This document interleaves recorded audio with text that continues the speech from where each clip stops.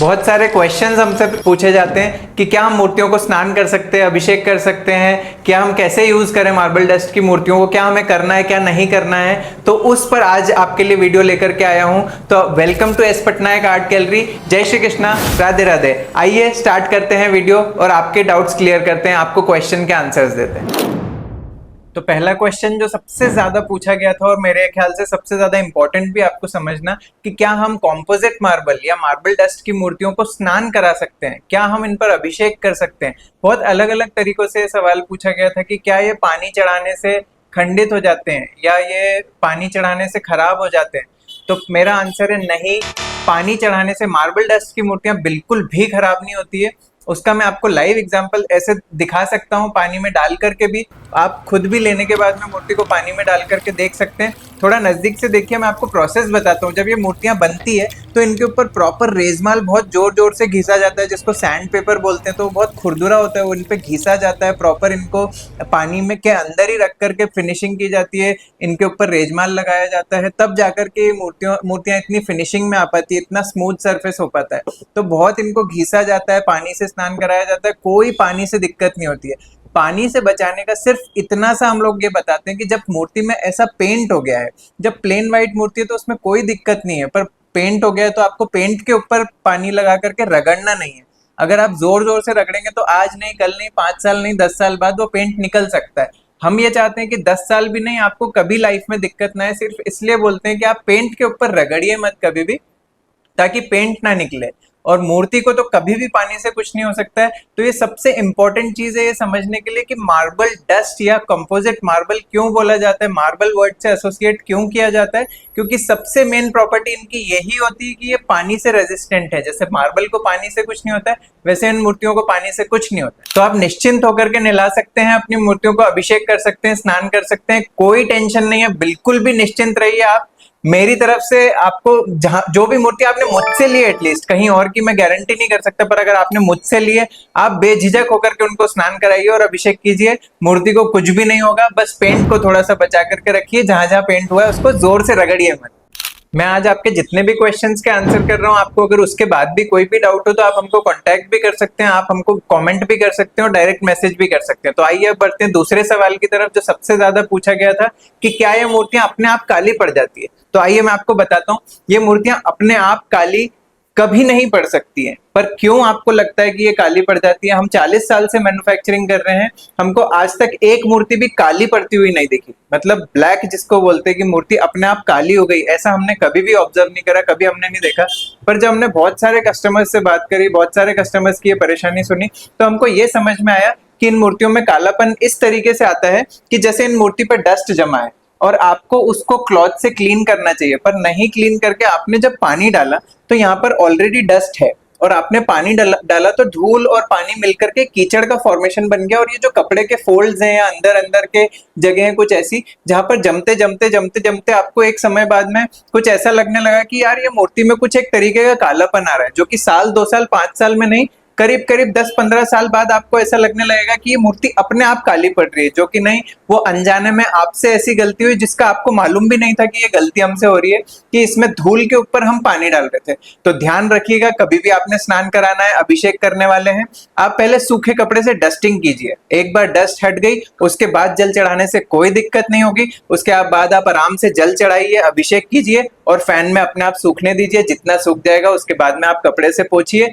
मूर्ति में आपके कोई प्रॉब्लम नहीं होगी, कोई कालापन नहीं पड़ेगा कभी भी। तो तीसरा क्वेश्चन जो सबसे ज्यादा पूछा था कि इसकी कलर की ड्यूरेबिलिटी कितनी होती है, जो मूर्तियों पे कलर है वो, और जो गोल्ड किया हुआ है वो कभी काला तो नहीं पड़ता है या अपने आप निकल तो नहीं जाता है, ये आप सभी ने पूछा था।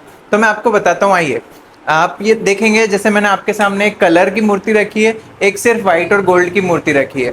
इसमें कलर जो मूर्ति पे हुआ है, इसके ऊपर लैमिनेशन हुआ है।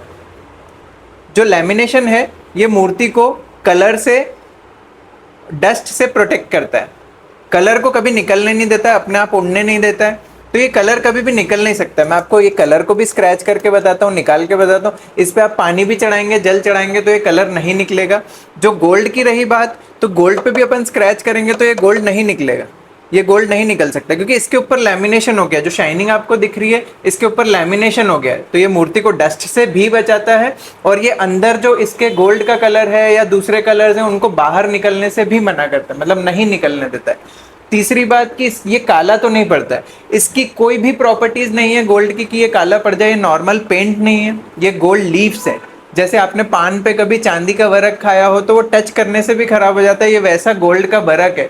ये पहले मूर्ति पे लगता है, उसके ऊपर लैमिनेशन होता है। लैमिनेशन होने से ये हो जाता है कि वो कभी भी बाहर नहीं निकल सकता है, वो अपने आप काला नहीं पड़ सकता है, खराब नहीं हो सकता है, उसकी अपने आप में प्रॉपर्टीज है ही नहीं कि वो काला पड़े।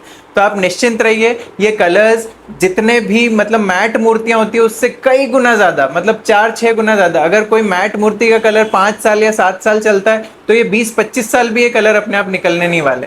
तो आपने बस ये ध्यान रखना है कि कोई भी खुरदुरी चीज से हमें रगड़ना नहीं है, क्योंकि खुरदुरी चीज से रगड़ेंगे तो कलर मूर्ति के ऊपर है, कलर के ऊपर लैमिनेशन है, वो लैमिनेशन निकलेगा तो कलर निकल सकता है। पर वो भी बहुत ही ज़्यादा हार्श वे में कोई करे तो, और भगवान जी के साथ ऐसा कोई करता नहीं है, पर फिर भी हम बता रहे हैं कि आपने उसको आराम से इस्तेमाल करें। तो वीडियो को बहुत ज़्यादा लंबा नहीं करते हुए एक लास्ट क्वेश्चन और ले लेते हैं, बाकी का हम लोग फिर नेक्स्ट सेशन में कभी करेंगे। तो सबसे ज़्यादा पूछे हुए सवालों में से एक ही हमने क्वेश्चन एक और पिक करा था कि मार्बल डस्ट या कॉम्पोजिट मार्बल जो होता है ये किस चीज़ को बोला जाता है, किन चीज़ों से बनता है, और इसकी ड्यूरेबिलिटी कितनी होती है, कितने समय तक के चल सकता है, कितने समय तक ये दुनिया में रहेगा, या हम अगर इस मूर्ति को परचेज करेंगे हमारे घर में लाएंगे तो ये कितने समय तक वैसी ही रहेगी जैसी आज है। तो मैं आपको बताता हूँ कि ये मूर्तियाँ मार्बल की डस्ट जो होती है, मार्बल का चूरा होता है, एक्चुअल पत्थर की जो मूर्तियाँ होती है वो गुदाई से बनती हैं। ये मूर्तियाँ सांचे में ढाल के बनती हैं। तो मार्बल की गिट्टी, मार्बल का चूरा और कुछ केमिकल्स मिक्स होकर के कुछ इस तरीके का केमिकल रिएक्शन होता है कि ये बिल्कुल पत्थर जैसे बन जाते हैं। कुछ ही टाइम में एक लिक्विड पेस्ट पत्थर बन जाता है, और वो पत्थर की सारी प्रॉपर्टीज आ जाती है उसमें, और उसमें खुद में पत्थर भी होता है। मार्बल की गिट्टी होती है, मार्बल का पाउडर होता है। इसकी ड्यूरेबिलिटी की बात करें तो जब ये मार्बल जैसा ही बन गया, आप समझ लीजिए एक बार मूर्ति तैयार हो गई उसके बाद ये मार्बल ही बन गया। हम इसको मार्बल नहीं बोलते हैं, हम इसको मार्बल बोल भी नहीं सकते, पर ये कल्चर्ड मार्बल या मार्बल डस्ट का नाम इसको दे करके इसलिए ही देते हैं क्योंकि मार्बल की प्रॉपर्टीज में आ गया।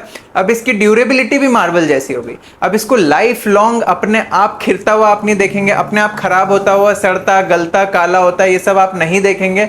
ये मूर्तियां लाइफ लॉन्ग के लिए हो गई, आजीवन आपके घर में रहेंगी ये मूर्तियां, आजीवन आप उनकी पूजा कर सकते हैं। तो आप बिल्कुल निश्चिंत होकर के रख सकते हैं इन मूर्तियों को। मेनली ये घरों में रखने के लिए ही होती हैं, और आपको कम बजट में अच्छी मूर्तियां, सुंदर मूर्तियां, ज़्यादा कार्विंग वाली मूर्तियां मिल पाती हैं।